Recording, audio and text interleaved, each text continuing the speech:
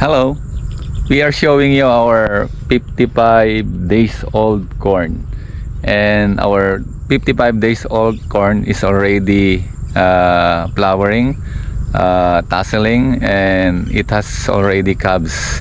Then we can show you that this stage of corn is not proper to apply fertilizer, it's not proper to apply foliar. Hello, welcome to TechPopop, the Smart Learner channel. We educate intelligent farmers and provide effective solutions to your problems. Gumagamit po ba kayo ng maraming inorganic fertilizer? Acidic din po ba ang inyong lupain? Mabagal bang lumaki ang inyong mga halaman? Panahon na po para pagandahin at pababain yung paggamit ng inorganic fertilizer.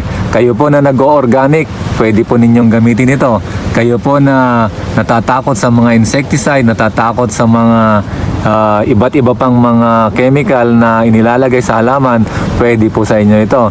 Tayo po ay gumagamit ng probiotics o itong lactobacillus lactic acid. Ito po ay nagpapaganda o binabalik niya yung ganda ng lupa.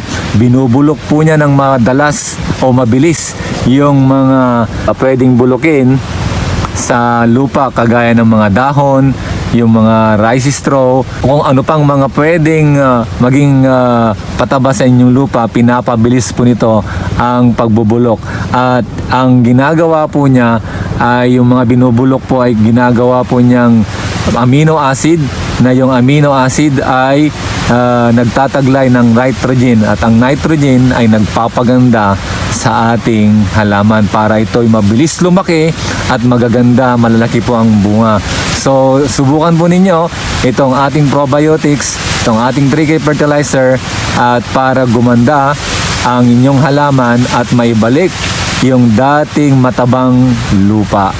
In my case, I applied fertilizer, irrigation, foliar, and insecticide in proper timing. So that's why in this stage of my corn, 55 days old, I do not apply fertilizer, I do not apply foliar, I do not apply insecticide because it is already protected. I'm going to tell you what I have done to my corn so that you will also learn how to produce a corn like this. A corn like this will produce a minimum of 10 tons per hectare. So what did I do? Why I have able to raise or produce a corn like this? So listen carefully because I am going to show and tell you. So this is my 55 days old corn. Now, so to have or to attain a growth or the thickness of corn like this, first you must ensure that your land preparation is all right. Land preparation and the number of seeds to be sown is enough. Here in 1 hectare we are using maybe 25 to 30 kilos seeds per hectare, depending upon the size. If the size of corn is the seed corn is little, or the little one, maybe it's around 8 kilos per bag. But if the size of kernel or the seeds of corn is bigger, we use maybe that bag that contain 10 kilos. So from 25 to 30 kilos or more per hectare. That is the kilogram or the weight of seeds requirement to be sown in 1 hectare, because more seeds, no? So you can see in my see in my corn plantation, no? There are a little, or there are thick, and there are thin, thick and thin, but all of this one will bear fruit. The thin will bear smaller fruit, smaller cobs. No, so like this one, the cobs is coming out. So this one, the cubs of this one will coming out later, but this one it will not come out because it is smaller. So the same also inside. No, there are also small corn there that will not bear fruits or cubs, but in their population that they are so thick, there are more cubs that will be harvested than those area who are planting little seeds. So maybe you are thinking, no, there are more corn inside that will not bear fruit or cubs, it is wasting of money. So maybe that's what you're thinking, but for us, no, it is true that those little corn inside will not bear fruit, but there are more corn that will going to bear fruit or cubs. So that is what we have in our mind. So those little corn inside will only bear little or smaller cubs, but there are a lot of them that will going to have cubs inside. So that's why this thick population of corn that we have at 5 feet or 5 to 10 feet, you cannot see the person, or if there are people inside, you cannot see because of the thickness of this corn, no? The leaves and the population, you can see that you cannot at the distance of maybe 4 to 5 meters, you cannot see who is inside, if there is people inside, if there's somebody inside. So I can show you, let me compare to you. My neighbor is also a decal, my neighbor is also a decal variety. Not 8282, but you know, corn are just almost the same, especially this yellow corn, this BT corn. Corn are almost the same in characteristic, only in variety. Some in the formation of cubs, and others are different, but in other characteristic they are almost the same. So if the decal, I know that the leaves are almost the same, the height, like this one, the height is almost the same, only no, the elevation, because they are almost the same, because the elevation, this is higher elevation and this is lower elevation. So almost you cannot almost see the difference, but if you can see the other part and area. This one, this corn that I have is higher compared to this corn. This corn is about 8 to 9 feet, but this corn is 9 to 10 feet. And to see the significant difference, the height of the cubs of this corn variety 8282 is higher compared to that corn. So you can see that this corn is higher in height compared to this one.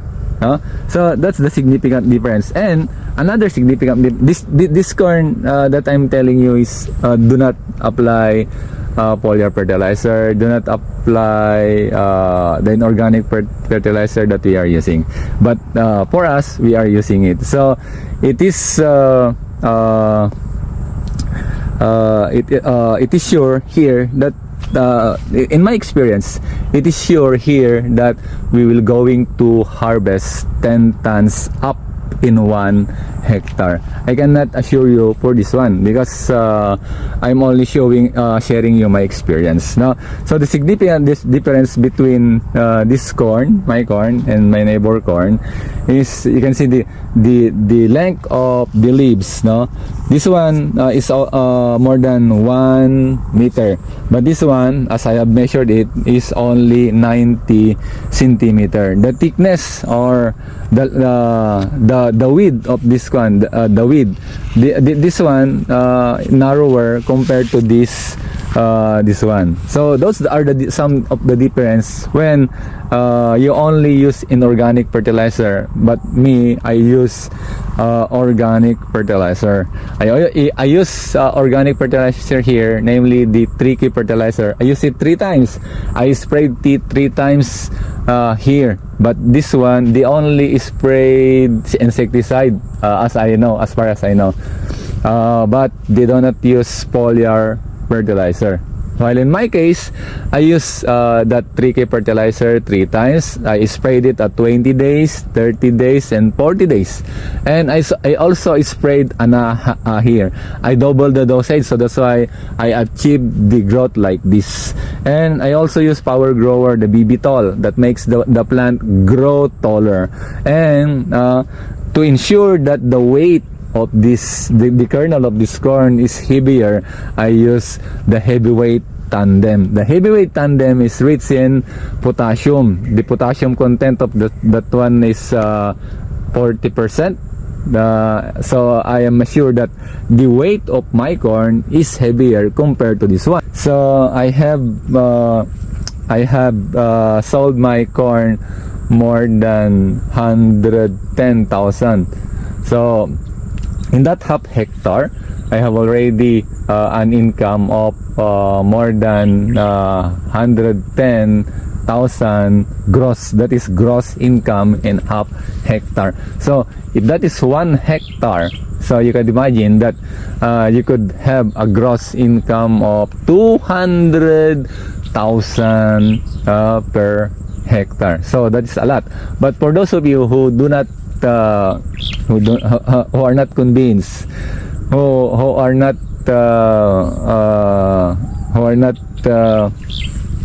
yet who do not yet experience having an income of or having an harvest of 10 tons, no? So this video could give you an insight, could give you an idea that we can harvest 10 tons per hectare.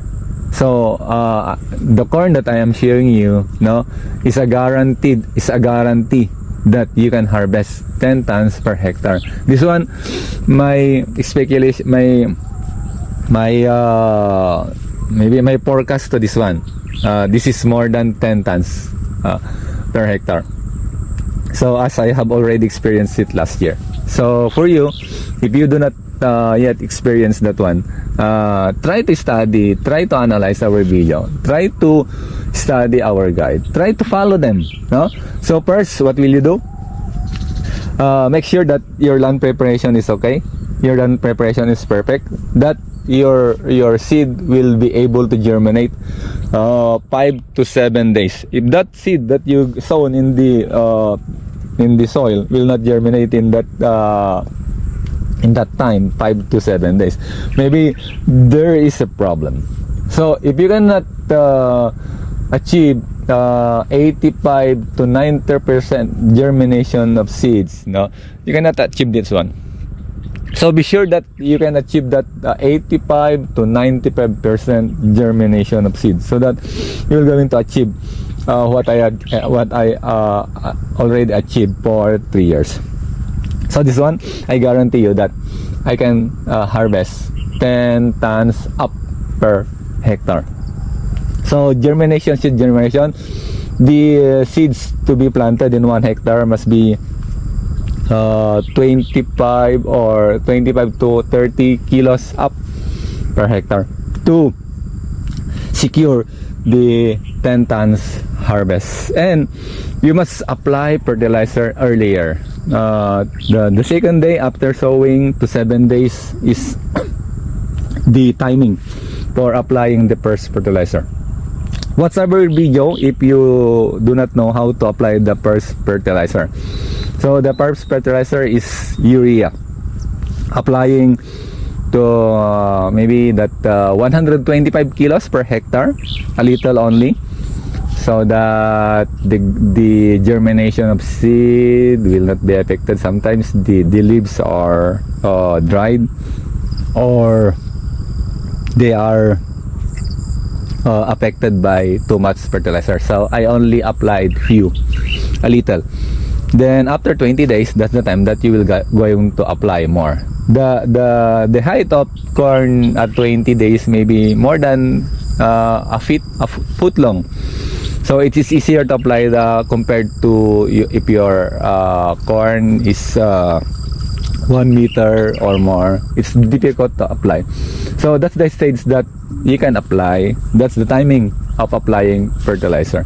So if you can follow that, you can duplicate my corn. You can duplicate the harvest that we have.